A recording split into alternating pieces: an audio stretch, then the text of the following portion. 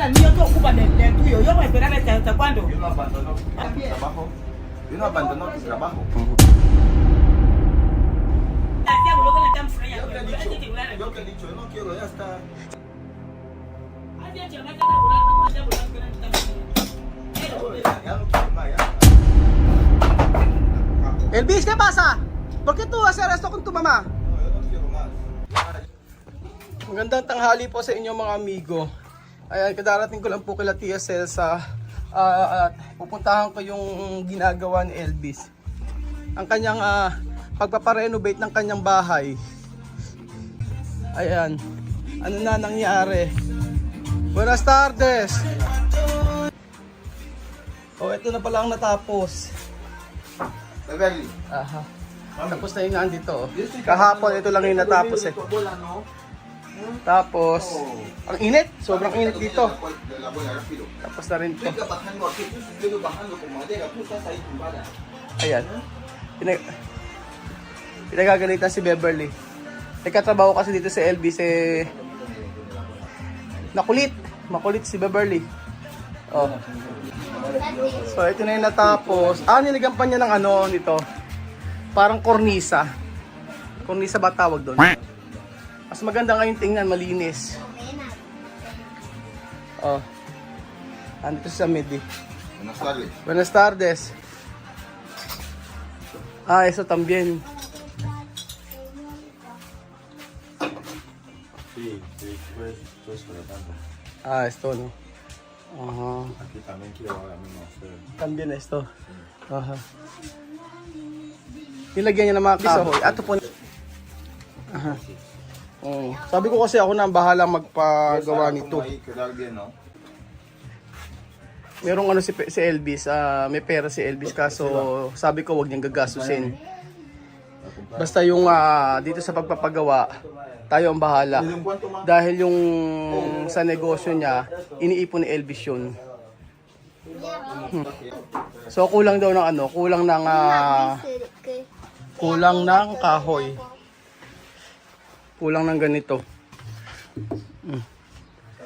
So lahat yang kukulubin siguro ni Elvis to para mailagay yung ano, yung kontraplake o yung plywood. Ayan. Ang talagang comment ko lang dito mga amigo, yung bintana sobrang liit. Kung sana ginawa ni Elvis, nilagyan niya ng binuo niya na to yung bintana. Okay sana eh, para hindi masyadong mainit. Napakadilim eh kapag nakasarado yung ano, yung bintana. Ayan. Comprar Korea. Ha? Voy a comprar. Comprar Korea. Oh, bibili paalam si Elvis, bibili daw ng Korea. Bibili daw ng gamit, ng tabla na kulang. Tapos nandito yung mga makukulit na bata. Ayaw umalis dito kung saan mayroong ginagawa. Ayan, ako lagi kay Tia Celsa. Oh. Tia Celsa, mira. Mira todo niños. Molesta aquí. Oh. Molesta de casa de Elvis. Amamod. Anong ke? So, ayan pa mga amigo. Ito ang natapos kahapon at saka ngayon. Ito. Tapos, siguro, kasi simula lang din ni Elvis. Dahil, ito lang yung natapos eh. Meron, tsaka itong mga tabla-tabla na to. Si Elvis lang ang gumawa, hindi naman pala tinulungan ni Samidi. Oh, ito lang yung mga nagawa ngayong araw. Late na siguro nagsimula. Ilan lang yung kahoy na ilagay eh. So, ayan.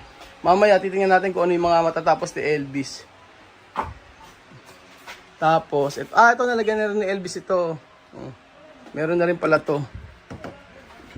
Ayan, antayin natin si Elvis. Bumili lang ng tabla para sa kulang na gamit. Maayos pala pagka may plywood na ganito. Tapos pipinturahan. Merong pintura na gagamitin sila Elvis eh. Ganito daw yung pintura gagamitin. Yung pintura na ganito. May oil, parang ano, makintab. Ganon yung gagamitin ni Elvis. Si Elvis naman din ang gagawa. Kaya okay lang. Kaya lang sobrang init talaga.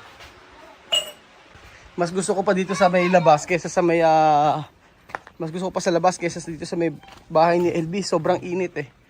Tapos paghapon kasi Kagaya ngayon, alas 4 pa lang po dito, pero dito yung init. Kaya maghapon yung init nasa may loob ng bahay nila Elvis. Hindi kagaya dito, tingnan nyo. Di ba? Oh, wala nang init sa part na to. So ayan pa mga amigo, nandito na si Elvis at siya na naman mag-isa nagtatrabaho para sa kanyang bahay. Inuna po kasi mga amigo itong bahay ni Elvis. Ang usapan namin ni Tia Celsa at saka ni Elvis ay uunahin tong abaseria. Pero nung natapos po itong yung yero, nag-start na si Elvis dito magawa ng kanyang bahay. Kaya tinatanong si Tia Celsa hanggang kailan ba matatapos yan. Kasi mas sabi nga ni Tia Celsa, mas importante ito. Ayan. Nung natapos kasi itong ayan. Nung natapos ito, hinayaan na ni Elvis ng ganito na hindi pa nasisimulan. Kaya sabi ni Tia Celsa, kailan ba matatapos itong pinapagawa ni Elvis na to, o yung ginagawa ni Elvis na to na lagyan ng plywood. Ayaw naman makinig ni Elvis, gusto ay ilagay niya na agad yung plywood. Minsan talaga merong hindi pagkakaunawaan. Lalo na pagka gumagawa sa bahay, mainit ang mga ulo. Totoo. Mainit ang ulo. Mainit ang ulo ni Tia Celsa. O mainit ang ulo ni Elvis. It's a tie.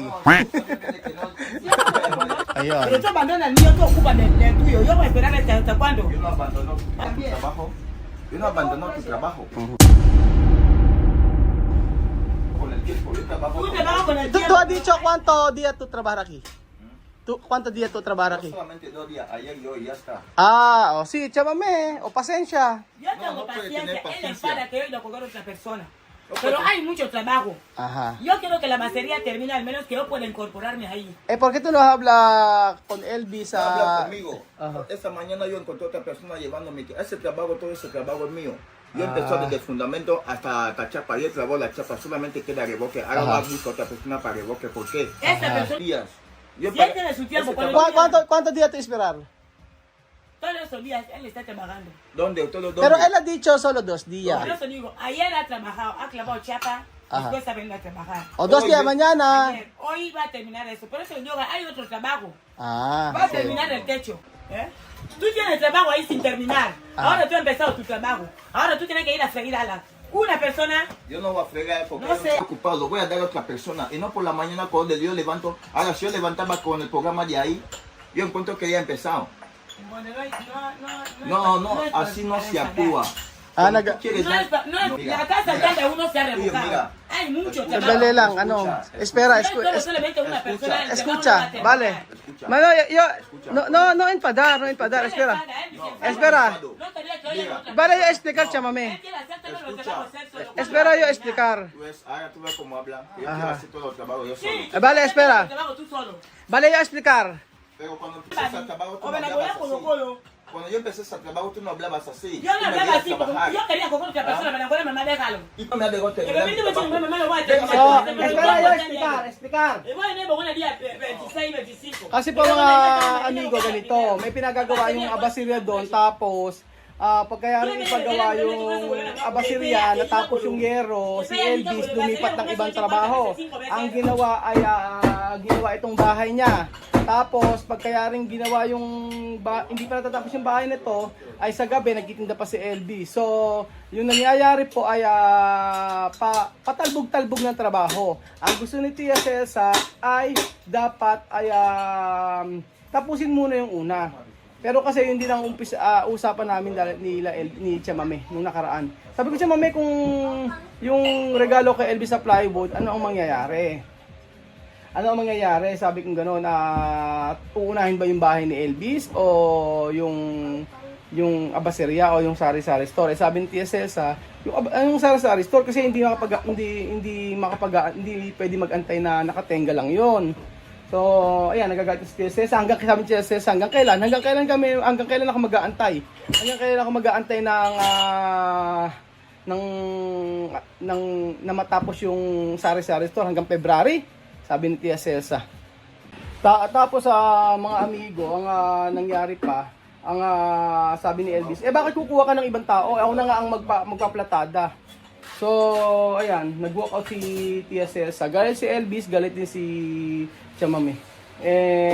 Ganyan. Ngayon ko lang nakita na ganyan ganyan sila na nagtalo talaga. Ewan ko ba. So, ayan po mga amigo, pupuntahan ko lang si Tia Celsa. At grabe. Nag-walk out si Tia Celsa. Nag-walk out kasi sabi ni nagagalit si Tia Celsa. At si Elvis naman, ang sabi ni Elvis ay bakit kukuha ka ng ibang tao? Usapan natin, ako na ang magpaplatada. Kaya pasa siya, mami, porque tú empadar? Porque tú empadar con Elvis? Él hacer la casa. Yo enfadar porque él no quiero cumplir. Él quisiera hacer todo lo que vamos solo. Yo tengo prisa, tiempo me va. Yo no quiero mucho tardar, por eso yo enfadar hoy con él. No quiero terminar el trabajo, yo con otra persona para terminar pronto. Y yo entrar, así, por eso yo enfadar. ¿Por qué tú gritar? ¿Por qué tú hablas mucho? Sí, yo hablo así porque yo enfadar. Cuando yo enfadar, yo así. Pero no pasa nada. Chamame, ya está, no hablar más. Ay, patigil ni Chamame. Ya está, Chamame. ¿Qué tú hacer? Nada, ya está. Vamos a ver el lenguaje que van a salir ya. Ya van a salir ni bolo. Ya van a salir ni bolo, nada, pero. Bueno, si bolo, además ya vamos a hacer bolo. La tan fría, vamos a atacar, vamos a atacar bolo de decía. Bueno, si bolo, más ya bolo, vamos a hacer bolo que decía. Bueno, vamos a hacer bolo que tiene tan fría. Chamame, ya está. ¿Por qué tú hablas mucho? No, ya está.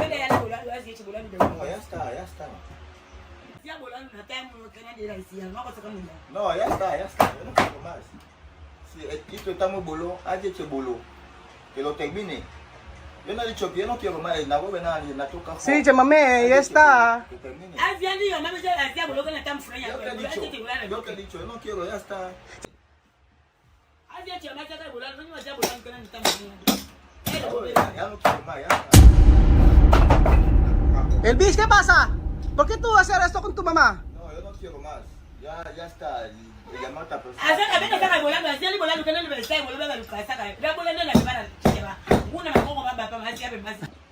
No está bien, ¿ah? Cuando eso es tu madre, ¿por qué tú empadar con tu madre? No enfadar, yo no puedo enfadar con mamá. Solo es broma, solo mamá molestarme, no enfadar. Kaya pala tumatawa. Kaya pala tumatawa nung binalibag. Salbahe ka. Salbahe ka. Akala ko nag-aaway. Walang hiyakit sa Celsa.